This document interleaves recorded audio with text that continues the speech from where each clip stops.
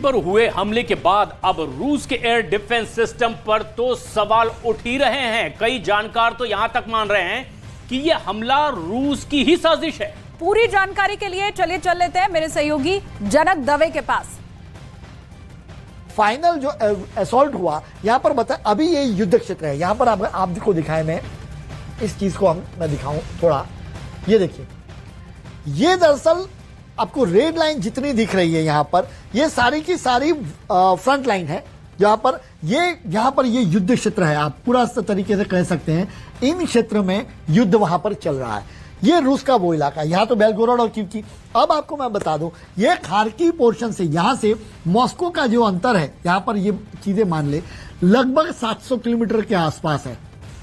आप यहां से गिनेंगे तो थोड़ा नजदीक पड़ेगा, लेकिन 700-800 किलोमीटर का रेंज। और ड्रोन की रीच जो बताई जा रही है वो मैक्सिमम जो होता है, जो छोटे ड्रोन जो अभी जो हमला हुआ है वो 200 किलोमीटर के आसपास। अगर आप केमिकोस ड्रोन की बात की जाए शाहिद की, तो वो बात अलग है कि वो 800 किलोमीटर तक जा सकते हैं। लेकिन ये जो ड्रोन जो गए वो छोटे ड्रोन थे, जो केवल वहां पर एक धमाका किया वहां पर। तो 200 किलोमीटर तक पहुंचने वाला जो ड्रोन है वो मॉस्को तक कैसे पहुंचा, ये पहला सवाल जाहिर सी बात है। और ये हम खड़ा नहीं कर रहे हैं, ये ISW की रिपोर्ट भी बता रही है। क्योंकि इसके लिए मैं आपको क्लैरिटी के साथ बताना चाहूंगा कि क्या वाकई में से ये यहाँ पे ये फ्रंट लाइन और ये बॉर्डर लाइन उनकी रस के, क्या यहां से कीव से या फिर ये बॉर्डर लाइन से क्या ये 700 किलोमीटर 800 किलोमीटर का पैच लेकर छोटा ड्रोन जा सकता है? ये सबसे पहला सवाल था। क्योंकि कैमिकेस ड्रोन की मैक्सिमम जो रेंज है वही 700 किलोमीटर के आसपास है और ये कैमिकेस ड्रोन नहीं थे, तो ये एक बिल्कुल साफ हो गया। तो ऐसे में ये 200 किलोमीटर तक जाने वाला ड्रोन जो छोटा है, तो फिर जाहिर सी बात है वो रूस की सीमा से ही अंदर से आया, यानी यूक्रेन का हाथ इसमें नहीं हो सकता। ये पहला तर्क है।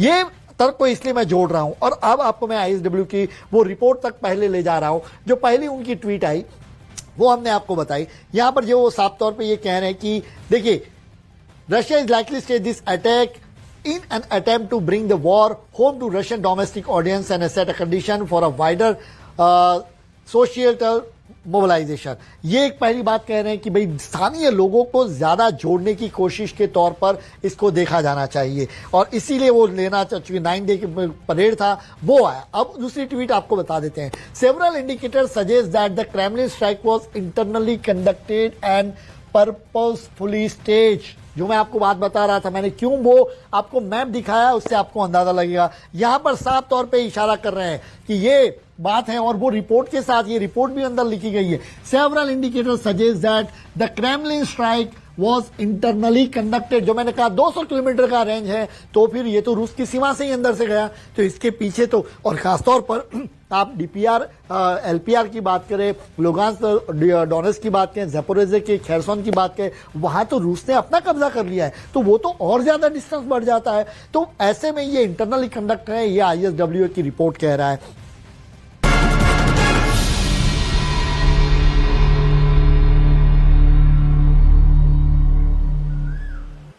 नमस्कार, आपके साथ मैं हूं सबीना तामंग देशमुख और इस वक्त हम मौजूद है गोवा में, उस गोवा में जहां पर अब 2 दिन बहुत ही ज्यादा खास होने वाले हैं, क्योंकि SCO संगठन की जो मीटिंग है विदेश मंत्रियों को लेकर वो यहां पर आज से शुरू होने जा रही है, जो कि हिंदुस्तान में दुनिया के अध्याय को एक दिखाते हुए, उसकी ताकत को दिखाते हुए नजर आएगा। लेकिन सबसे पहले रूस यूक्रेन युद्ध का जिक्र इसी से जोड़कर करना इसलिए भी जरूरी हो जाता है क्योंकि ये युद्ध के साए में वो बैठक हो रही है जहां पर रूस के विदेश मंत्री भी यहां पर पहुंचे हुए हैं। क्योंकि विदेश मंत्रियों की यह बैठक होगी जहां पर न सिर्फ विचारों का आदान प्रदान होगा, बल्कि वो रणनीति भी यहां पर एक मंच से नजर आएगी जहां पर हिंदुस्तान की ताकत साफ साफ नजर आती है। लेकिन इतना जरूर कहा जा सकता है, जिस तरह से कल सबसे ज्यादा विचलित करने वाली एक बड़ी तस्वीर नजर आई, जिसने यह दिखाया कि किस तरह से मॉस्को में ड्रोन से रूस के राष्ट्रपति व्लादिमीर पुतिन के आधिकारिक दफ्तर पर हमले की बड़ी साजिश रची जाती है, लेकिन डिफेंस सिस्टम के जरिए उसे नाकाम कर दिया जाता है।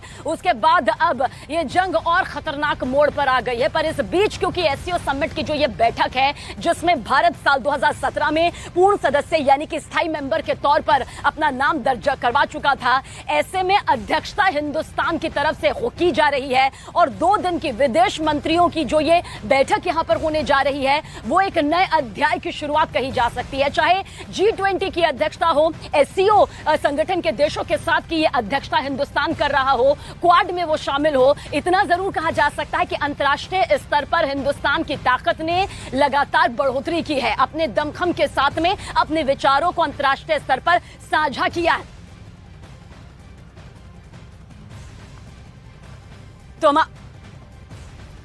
तो इस वक्त हम आप तक पहुंचा रहे हैं कि किस तरह से कल जो हमला हमने देखा था ड्रोन के जरिए, किस तरह से मॉस्को में हुआ था, हालांकि उसे नाकाम कर दिया गया था डिफेंस सिस्टम के जरिए, रूस के उस डिफेंस सिस्टम के जरिए जिसे अचूक कहा जाता है। अब बहुत सारे पहलू निकल रहे हैं। क्या वाकई जो रूस कह रहा है कि यह यूक्रेन की तरफ से करवाया गया, इस आरोप में उतना दम है? क्योंकि अब तक तो यूक्रेन खुद इस युद्ध में अगर टिका हुआ है तो वो उन शक्तिशाली देशों की बदौलत टिका हुआ है जिसकी बदौलत वो सैन्य और आर्थिक तौर पर अपनी मजबूती लेकर आगे बढ़ रहा है, या फिर कोई और ही तस्वीर इस पूरी साजिश के पीछे नजर आती है। लेकिन गोवा में होने वाली इस एससीओ बैठक में, जहां 2 दिन के विदेश मंत्रियों के साथ ये बैठक होगी, 8 देश हैं, किर्गिस्तान, तजाकिस्तान, उज्बेकिस्तान, भारत, रूस, चीन। ऐसे में अब सबसे बड़ा सवाल यह है कि युद्ध के साये में किस तरह से इस बैठक से कितने बड़े संदेश यहां से इस मंच से जाते हैं, यानी कि भारत में मौजूद गोवा के मंच से यहां से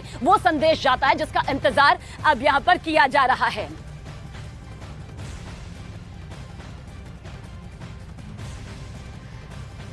तो चलिए, गोवा में आज और कल एससीओ की बैठक होने वाली है। जानकारी आप तक पहुंचा दें कि विदेश मंत्री सर्गेई लावरोव जो हैं वो गोवा पहुंच चुके हैं। युद्ध के साए के बीच एससीओ जो बैठक है, जो मीटिंग है, वो यहां पर शुरू होगी। और इतना जरूर कहा जा सकता है, जो 3 तस्वीरें इस वक्त आप देख रहे हैं, बिलावल भुट्टो, पाकिस्तान के विदेश मंत्री बिलावल भुट्टो का भी इंतजार यहां पर है। हालांकि कितनी 1 to 1 बातचीत होगी इसकी गुंजाइश फिलहाल नजर नहीं आ रही है, क्योंकि पाकिस्तान और भारत के बीच की ये जो बातचीत है वो बंद है, सालों से यहां पर बंद है। और ऐसे में कहा जा सकता है कि अब यहां पर सुनना और देखना इस पूरी तस्वीर को काफी अहम हो जाता है।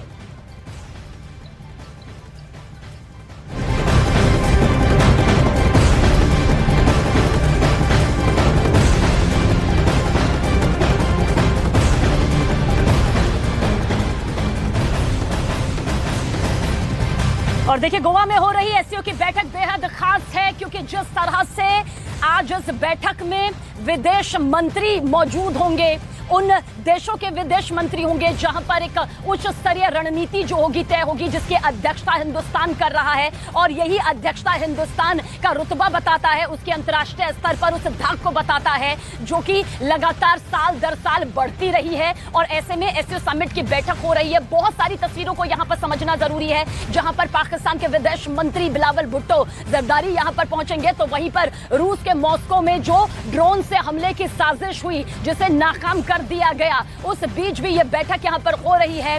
जानकारी आप तक पहुंचा दे कि और भी बहुत से मुद्दे हैं जो इस बैठक के दौरान यहां पर उठेंगे। हिंदुस्तान अपना पक्ष पहले ही एक बार नहीं कई बार राष्ट्रीय और अंतर्राष्ट्रीय मंच के जरिए साफ कर चुका है कि जब तक पाकिस्तान आतंकवाद को लेकर अपना रुख साफ नहीं करता, तब तक बातचीत का दौर, मेल मिलाप का दौर, समझौतों का दौर आगे बढ़ नहीं सकता। रूस के साथ हमारी नजदीकी जरूर है, लेकिन जो विश्व युद्ध यहां पर बनता हुआ नजर आता है, उस बीच बार बार भारत जो है वो शांति की अपील कर चुका है। उसके नजरिए से शांति एक सबसे बड़ा मुद्दा है जो बीच का रास्ता है। साथ ही चीन की तरफ से भी जो हमारा सीमा विवाद हुआ है, यहां से क्या मैसेज जाता है, उससे भी एक नजरें जो है वो अंतर्राष्ट्रीय स्तर पर टिकी हुई हैं।